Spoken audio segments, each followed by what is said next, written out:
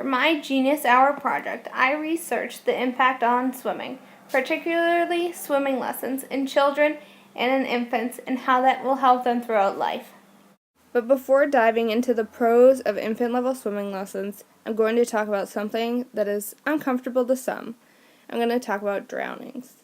From 2005 to 2014, there was an average of 3,536 fatal, unintentional drownings, which meant that the drownings happened in non-boating related accidents.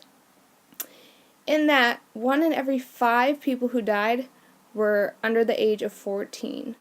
There is a myth out there that talks about when someone is drowning, they make a lot of noise, they're screaming for help and flailing their arms, and that's not true.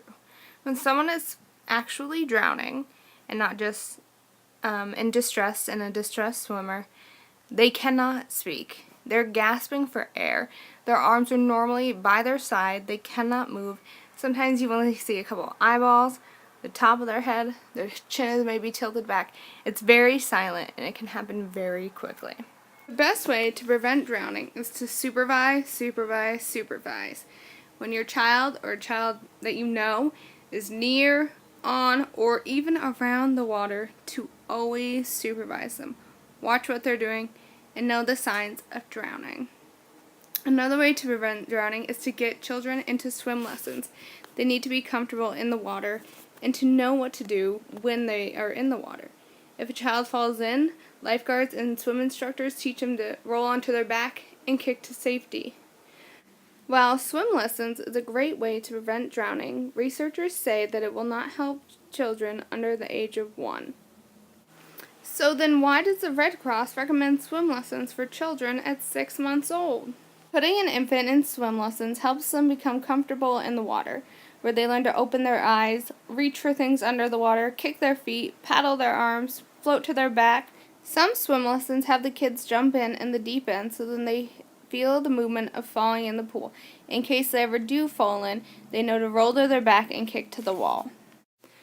The act of a child rolling to their back when they're in the water and cannot swim anymore, or they fall in the water, is so crucial and can be a life-saving move, where they can lay there and breathe and wait for help that is hopefully quickly on its way. Swimming lessons does not just help with a child's ability to be comfortable in the water, but it also helps with cognitive functioning. The paddling and kicking teach the children cross-patterning movements, which build neurons throughout the brain. The neurons being built throughout the brain will later on help with reading skills, language development, academic learning, spatial awareness, and communication. While the children are in the pool, they are often in swim lessons with other children, which is great for their social experience, which is further brain boosting. Infant swimming lessons is also able to improve confidence, where kids are playing in the water, singing songs, and having skin-to-skin contact with parents and caregivers. Children also interact in groups and learn how to function in groups. As they learn the new skills and learn how to interact, it boosts their self-esteem. Children are also seen to have greater self-control, a stronger desire to succeed, and are more comfortable in social situations than non-swimmers. There are children who struggle with bilateral coordination, which means that they have difficulty tying their shoes, drawing, writing, crawling, walking, and sometimes appear clumsy or uncoordinated because they struggle with those things. And a great way to help with bilateral coordination is putting your kid in swim lessons, especially at an early age, so that they are able to build up that kind of coordination. Swimming lessons is able to get kids kicking their feet and moving their arms and their head all at the same time, which they're not really able to do in any other sense, especially on water where they're floating across and can really focus on those movements.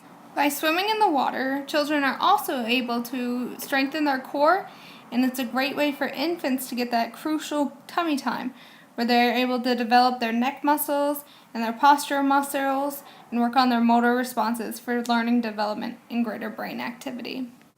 Swimming lessons is not only great for infants, but they're great for people who struggle with a development disorder, a physical disorder, or even behavior issues. In a study on autism spectrum disorders, it showed that swimming lessons can enhance confidence in them and help them understand movement. It also helps them with their social skills because it is often done in a group and they learn to rely on someone else. They have to rely on their instructor for help. For those that struggle with a physical disorder, swimming lessons is fantastic because it gets their bodies moving, and oftentimes they're able to do a ton of stuff in the water that they're not able to do on land. My cousin is bound to a wheelchair and loves to swim because in the water she is able to freely move her body in ways that she can't do in a wheelchair. She can't walk, but she can kick her feet in the water. She can't walk, but she can move her arms freely in the water and get to where she needs to go in the water. So swimming is a great tool for people who suffer with physical disability or just can't work out because of their muscles or their body's too weak, because swimming doesn't put stress on certain areas. Your full body gets a workout and your full body is moving, but it doesn't hurt one specific area. Like running is bad on the knees, biking is bad on the knees. Swimming can help that. It doesn't put stress on a specific area. And in kids with physical disorders and disabilities, swimming gets them moving everything without hurting anything. As children grow older, swimming lessons is a great way to keep them safe in the water. Children are less likely to drown if they know how to swim. Drowning comes from lack of supervision, as discussed before, and the ability to not swim. Yes, swimming lessons doesn't really help when the child is less than a year old if he or she was to fall into the water, but swimming lessons can teach them how to roll onto their back and to stay afloat for a few minutes until an adult is able to get to them. But for a kid older than one, swim lessons can help them tremendously not be able to drown because they will know how to swim. Particularly in the older children, swimming is a great way for them to get their exercise in a fun way where they are moving their bodies and working their muscles in a way that doesn't harm their body in the low impact way that swimming gives. There are also ways that kids can use swimming as a sport, and that's on a swim team, where they are competing individually for a medal or for a PR, but also working as a team and learning that crucial team building aspect.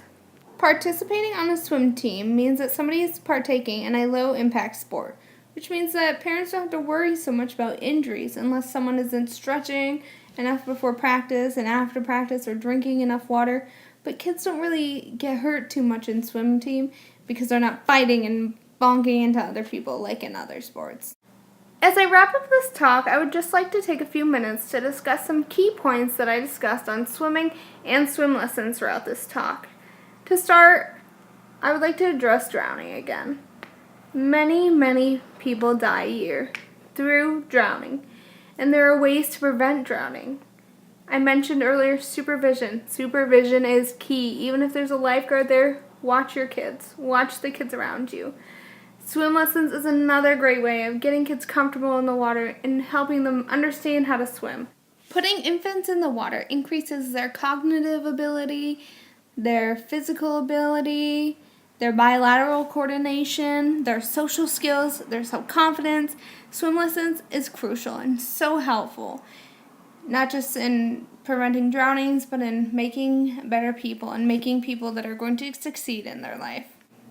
Just a little side note, if you put your kids in swim lessons at a very early age and don't wait till they're 5, it is not only easier on the parent, but it is easier on the instructor, because when they're 5 years old and in the water for the first time, they will be petrified and will scream the whole time. Thank you for watching, and start encouraging friends with young ones to put them in swim lessons so then they can learn how to swim and get a head start on life.